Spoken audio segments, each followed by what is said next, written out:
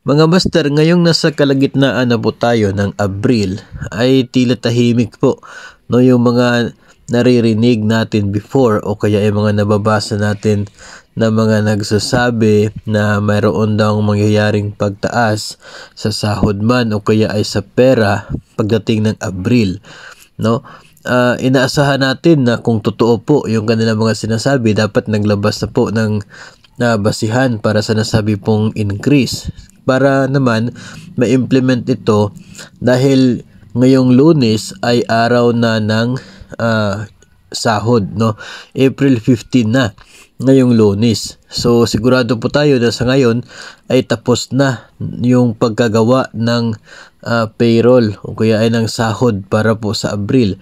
Nasaan na kaya yung mga nagsasabi before na pagdating ng Abril magkakaroon ng pagtaas sa pera o kaya ay doon po sa sahod?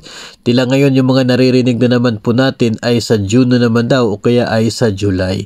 So parang mas lalo pong nagiging matibay na talagang yung mga naririnig na babasa natin ay mga expectations lamang, no, mga hopes lamang ng mga optimistic na mga tao regarding sa salary increase. Kasi until now ay wala pa rin naman po tayo nakikita o kaya ay nababasa na sapat na basihan para tayo po ay maniniwala na talagang magkakaroon ng increase, no? So far ay tahimik po. Wala po tayong nakikita na sapat na basihan for an increase na mangyayari in the next few months, no?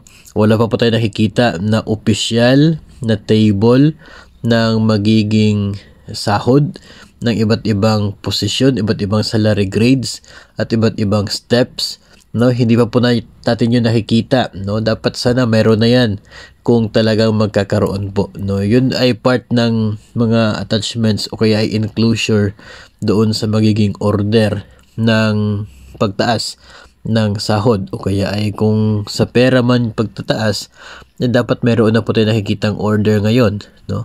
So far kasi ay talagang wala, no? Kaya wag muna nating isipin masyado na magkakaroon ng increase in the next few months, not unless kung talagang makikita na po natin yung document that will prove na talagang magkakaroon, no? So inaanyayahan po natin yung ating mga sumusubaybay na wag muna tayong mag-focus yung expectations natin dyan, at mas lalong wag muna nating idagdag sa ating budget, no, yung magiging increase as of now, kasi nga wala pa naman po tayo nakikita na sapat na basihan to believe na talagang magkakaroon in the next few months. So abang-abang na lamang po tayo sa mga future updates, future na mga ilalabas na order o kaya ay mga documents coming from the officials, no, proper authorities, na